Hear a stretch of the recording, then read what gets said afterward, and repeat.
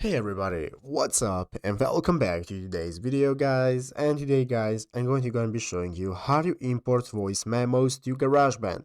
This is a very simple thing to do, so make sure to watch this quick and easy video to the very end and follow my steps correctly so you can make sure that this works the same for you and you can do this yourself.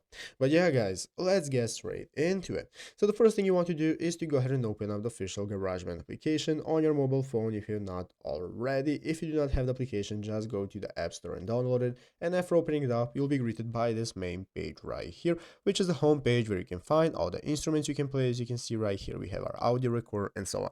So guys, there are two ways to import voice memos into GarageBand. The first option is right here if you want to record yourself directly in the application using audio recorder. So I'm going to go ahead and open it up. As you can see, this is not going to open up this new recording menu. And guys, to get started with recording yourself, you're going to go to the top of the screen and find the big red circle.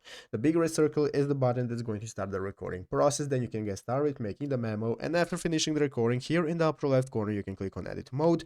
This is going to open up this mixing mode where you can find all the tracks you have. And as you can see, here is you're going to be your voice memo from your audio recording. And the other option guys that you have, the second option, is to add it directly from your iPhone. If you already have it saved in iCloud or your iPhone, you can go right here into the upper right corner, click this button in the middle. This is going to enable you to browse items from the Files app. So in the Files app, you can get started finding your MP3 files, find your memo, and add it directly from this option right here. And this is how you can get started importing the memos into GarageBand. So I hope this video was helpful. If it was, make sure to leave a like, subscribe to the channel. So guys, thanks for watching, take care, and bye.